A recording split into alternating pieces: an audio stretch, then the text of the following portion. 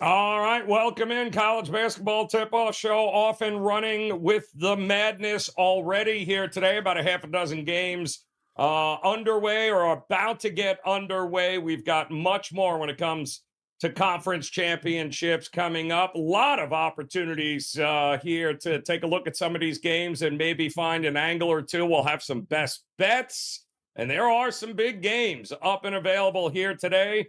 Good news is we got three of the best at WagerTalk.com when it comes to college hoops hanging with us here today, including, yeah, I know, Brian Powers in the house here. Adam Trigger is ready to roll, though, and we brought in the red carpet for one and only Mr. Teddy Covers, ready to roll here on the college basketball tip-off show, making his much-anticipated debut here on the show.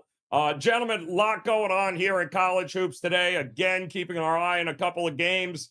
Those of you joining us live here, will UCF do it or not? Will BYU hold on? Florida State, Vatech, also an interesting underdog spot here. So we'll keep you posted if you are joining us live here today. But we're going to dive in to one of the first games on the board, which again, BP, for a big game breakdown. A lot of people going to be looking at this game here. You and I actually had a discussion about how wonderfully public USC has gotten over the last couple of weeks. Well, might not help them here, though. They got to take on Washington here in the opening of the Pac-12. What are you doing with this game? Wow, I can't believe, Joe, you would divulge publicly that you and I actually chatted after these 20 minutes that were required to. I was drunk. I was drunk. There we go. Anyway, speaking of the airwaves and Wager Talk TV, anyone who listens to the Power 5 knows why I'm talking about this game. On the most recent edition of the Power 5, which you can check out, of course, elsewhere here, I gave out USC as my super long shot conference tourney future to win the Pac-12. I got them at 45-1. Since then, apparently everyone else has been watching and reading about USC because those odds are now down to 20-1. And the spread for this opening round matchup against Washington, Joe, has gotten a bit crazy. I believe it's up to 3.5 now as we're doing the show. If you bet USC closer to the opening number, I'd say you're okay. I wouldn't bet them at the current number, though. An alternate way to attack this game would be USC over its team total of 78.5. They just dropped 82 on Washington in Seattle last week. Worth noting, over the last 4 weeks, and this is what I think people have come to realize, USC is a top 20 team in the country per Torvik. Obviously, now as healthy as they've been all season, so the trick is deciding, Joe, whether or not you sort of disregard what they've done before the last 4 weeks. Remember, coming into the year, this was a top 25 team in the rankings. They beat Arizona. That's obviously altered the public perception quite a bit here. My concern with Washington, guys, is prior to the upset of Wazoo, an overrated Wazoo team, I may add, in the regular season finale, the Huskies had allowed an average of 82.8 points over the previous 5 games. One of those, obviously, against this USC team. My conclusion is this. USC wins today, and I think they will, and then they beat Arizona tomorrow. Look out, because they will be live to win the Pac-12. I am concerned that the public is jumping on them, Joe, but I'm holding the 45-1 ticket, and why jump off now?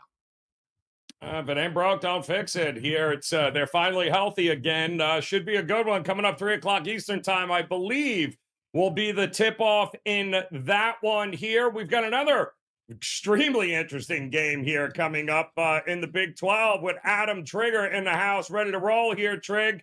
And you are going to take a look here at Kansas State taking on Texas here. 5, I believe, is last I checked, is what the number is. How much faith do you have in Texas to cover a number like this in the Big 12 tournament? Well, Joe, I thought the number was a touch high. I chose this game. I was on Wager Talk today, talked 2 different games. I gave out 2 plays today. So we're getting a little bit down the list. This isn't a client play, but I have a pretty strong lean here. And I think I have a decent handicap for Kansas State, which I don't think a lot of people are looking that way in this game. But again, I thought the number was a touch high. And I think there's a fairly big coaching mismatch.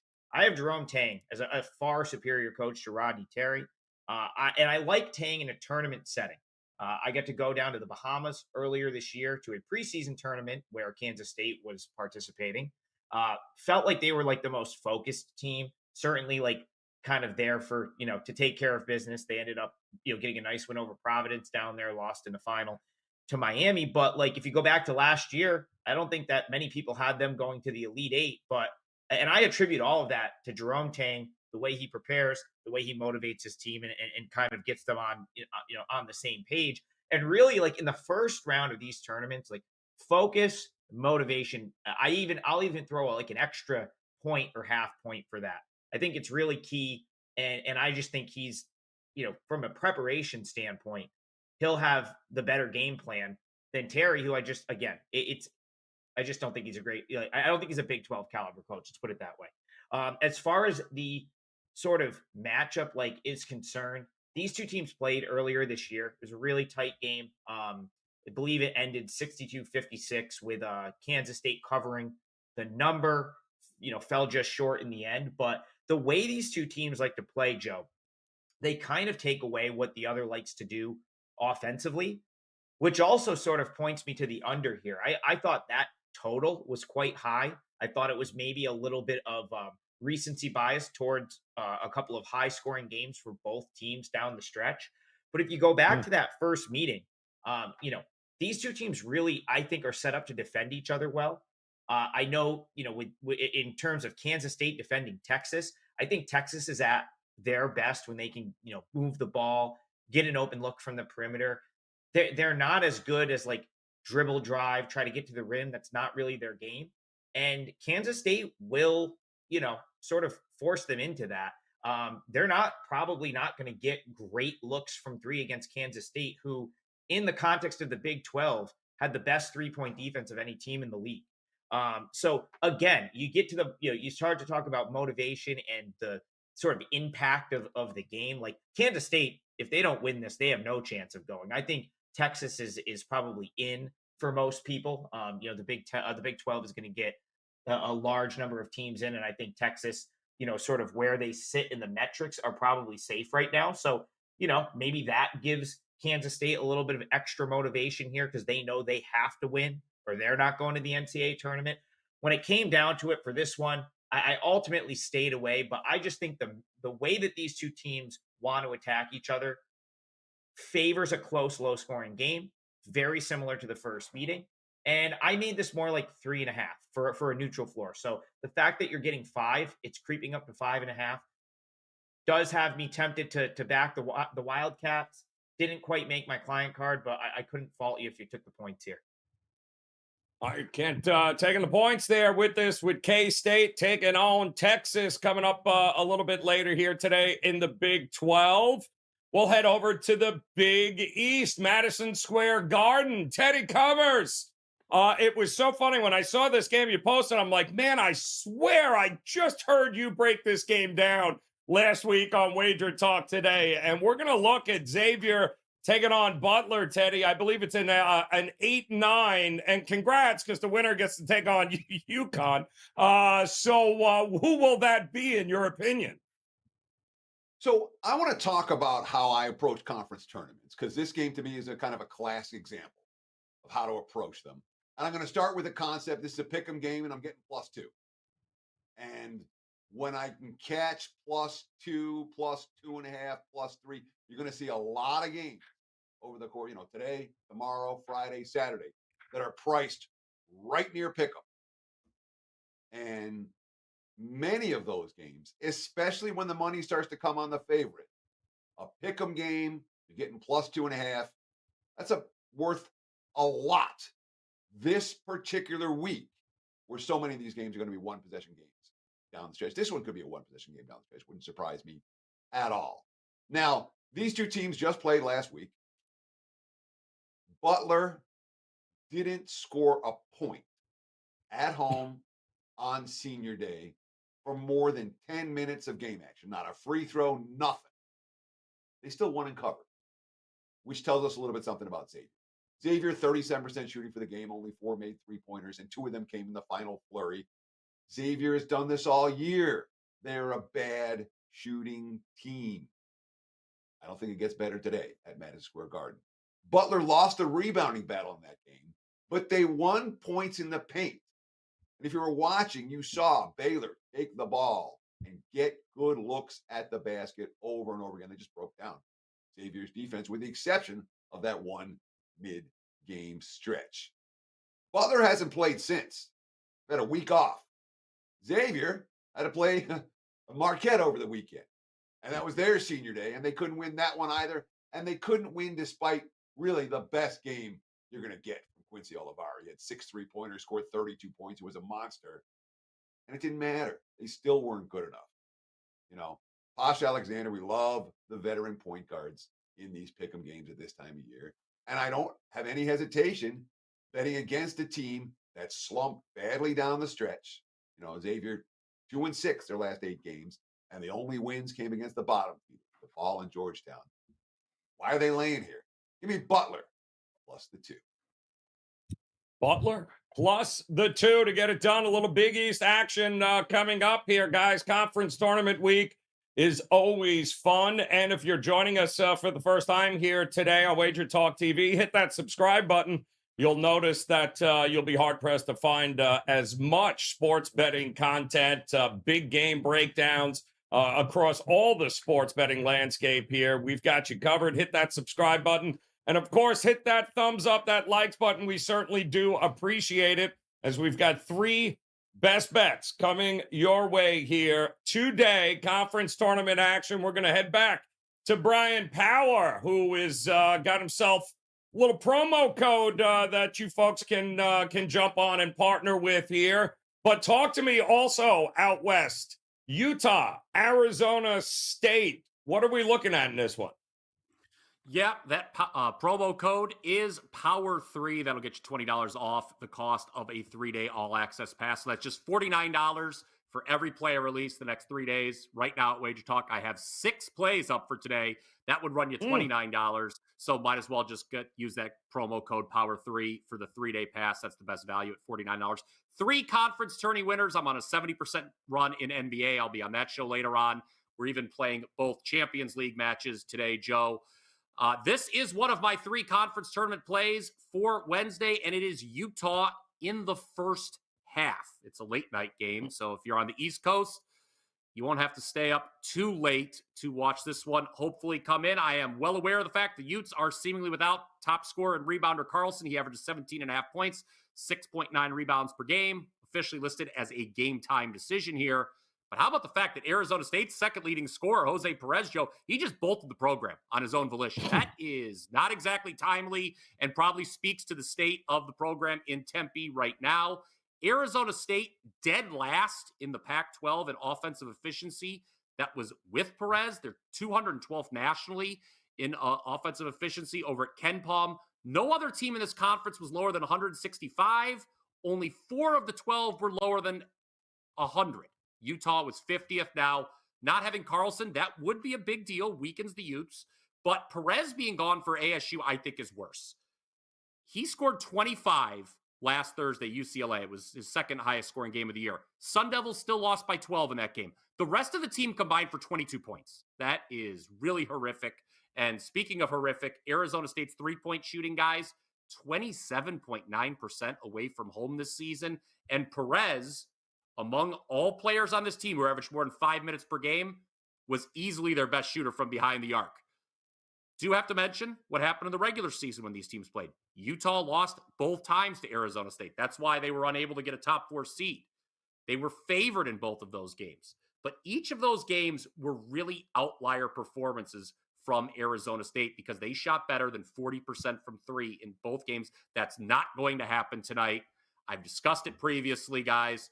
Teams that lose both regular season matchups and are then favored in the conference tourney, the third meeting of the conference tourney, historically have been good bets. Ralph Michaels, our own Ralph Michaels, shared a chart with that on Twitter, I know, this morning. I'm just going to play the first half here, though, because laying 1 possession, obviously better than laying 2. Carlson's questionable status, kind of a monkey wrench there. But if Utah's to cover the spread in this game, Joe, I think it's going to be on the back of a strong first half. Give me the team from Salt Lake City laying 3 in the first half. Yeah, Perez wasn't even in the country, I think, when they played their next game. I mean, he literally went from the locker room, hopped on a plane back to the Dominican, is now getting paid to play for a team there. So, so much for that, Arizona State. Late night game with that one here, guys. Keep an eye on it. Utah trying to remain relevant on the bubble here, needs this one. Trick, you got yourself, oh, shocker here. I am floored that this is the game you are going with, and I would expect nothing less. Tell the folks what you got up, locked, loaded, ready to go here today, and give me the winner of Lehigh and Colgate. Yeah, Joe, I have two best bets. They're both 4% plays. One of them I'm going to give you right now. The other one is, up on my page. Part of the March Madness Bonanza special that we've got going on. I think that's by far the best way, most cost-effective way to get all the college basketball picks we have from now through the final, early April, first Monday in April, whatever it is. But as far as this game's concerned, Joe, I wasn't even going to go to this game. Like, I went out to Lowell last night, but once I knew I was betting it, it's down the street from my house. I've got a couple buddies going, so I had to go. So this, by no means am I betting this game because I'm going. I'm going to this game because I have action on it, because I decided to jump in with Lehigh plus 8.5. I wasn't going to take this at 6.5. I thought that I kind of made the number I was looking for was like 8. I might have even considered 7.5, but the market moved this like they've done with many of these, sort of home court advantage situation in conference tournament games.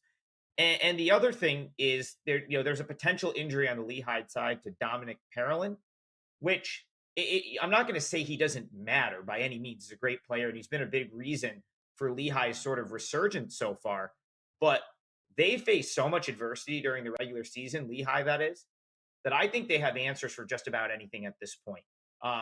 When Parolin missed time earlier in the year and Berg Chebahar kind of came into the starting lineup, he was so good they've left him in the starting lineup. Keith Higgins was projected to be a first-team All-Patriot League caliber player. He went down, and they haven't even put him back in the starting lineup yet. Not because he's not one of the best players on the team, but they kind of like the vibe of him coming off the bench. It allows them to play a little bit bigger, makes their guards a little bit deeper.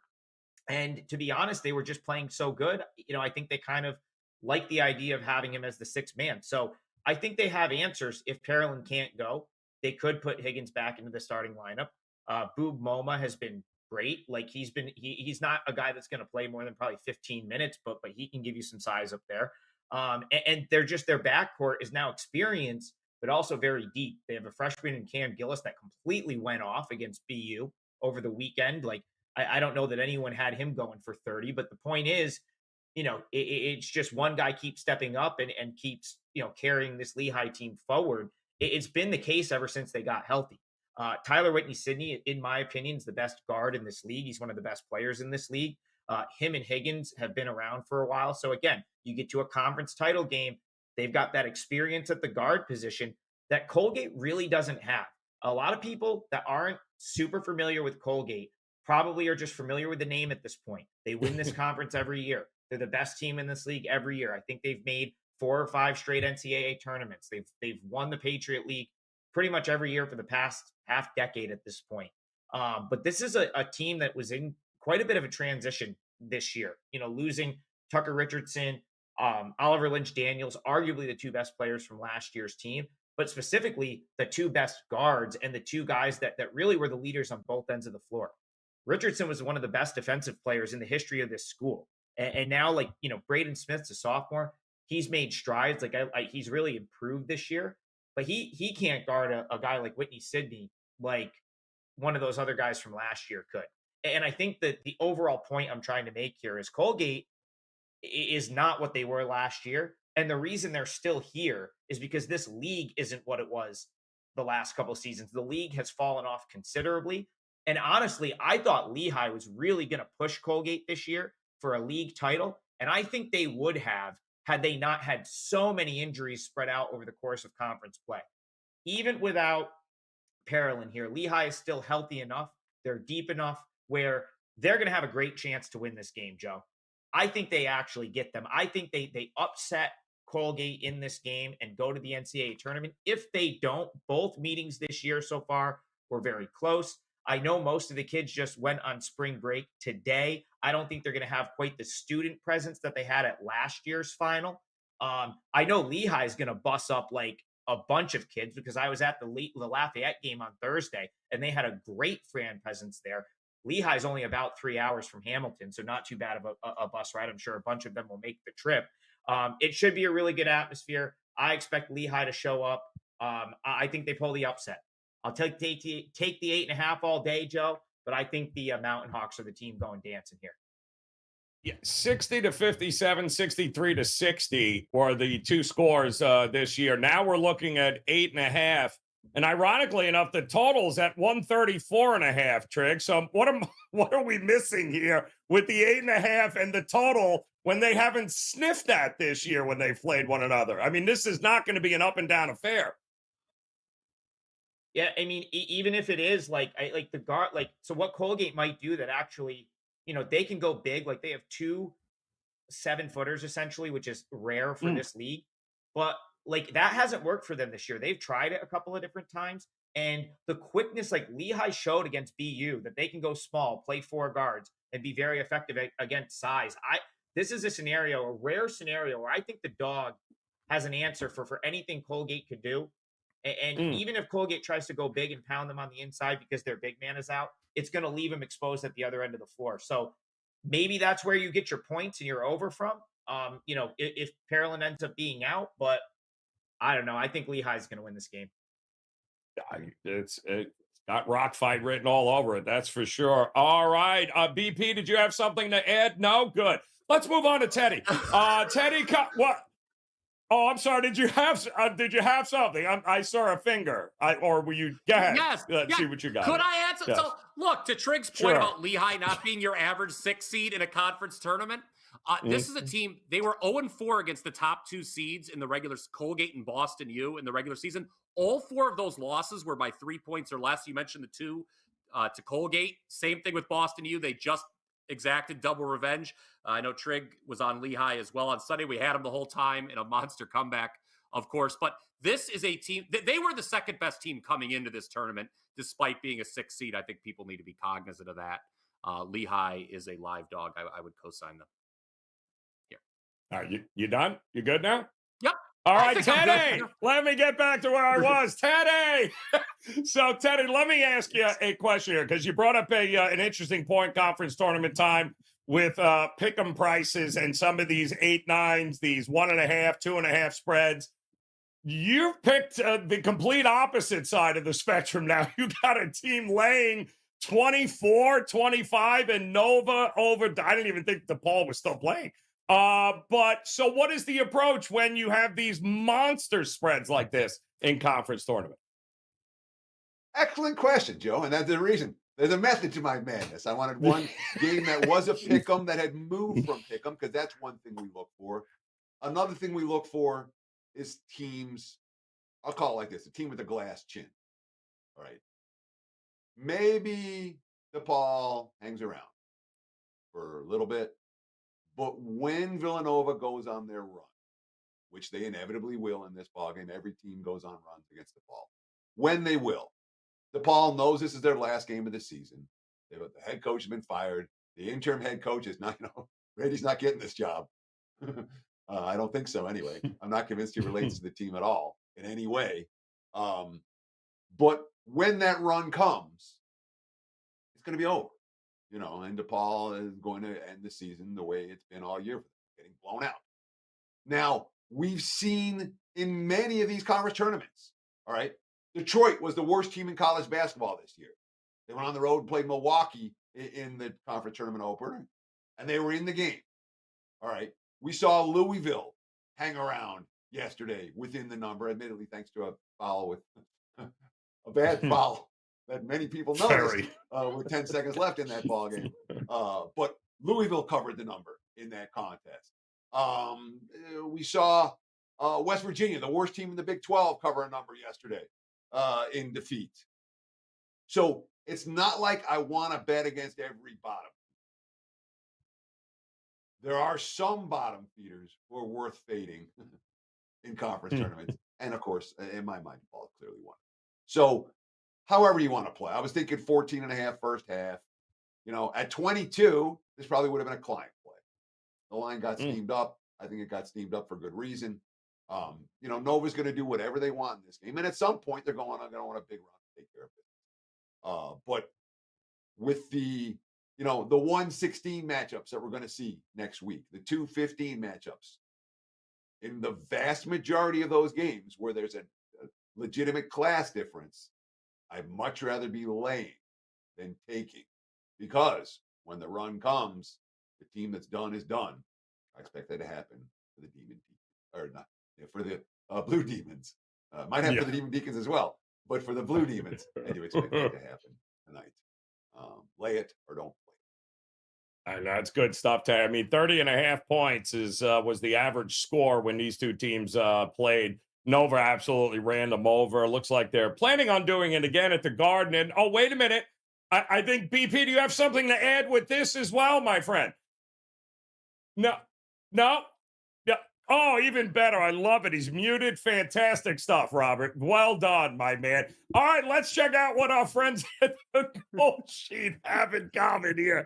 They are going to be heading to, the Atlantic 10. How about Duquesne laying 8.5 against St. Louis, who handled business there yesterday? Duquesne closed the year on an 11-3 run. They were very good down the stretch. They also won the first meeting by 15 as a 9-point favorite. And let's not forget St. Louis. Well, they shot 27% from 3-point range and 60% from the foul line in that game against Rhode Island. How in the hell they won that game is beyond me. I don't know if BP you have anything to add on that, but our friends from the Gold Sheet, well, they absolutely have a play on Duquesne, and this is a great write-up. Absolutely, we're taking a ride over to goldsheet.com. Guys, check out the write-ups on all the big games that they've got rolling on here, obviously, in March Madness and beyond. Some great information there for you. All right, so there we go. To recap one more time here, guys, across the board, we got Lehigh, Adam, all over Lehigh and the 8.5 against Colgate here. If you missed it, Brian had something to add and completely backed that one up there. Brian, however, went Utah in the first half, laying 3 against Arizona State, believes at least 3 more members of that team will disband by halftime once Utah runs them over. Teddy's going Nova, and he is not afraid of the 24.5, because Nova should absolutely hop on a plane and leave. And Duquesne from the Gold Sheet, laying the 8.5 against St. Louis.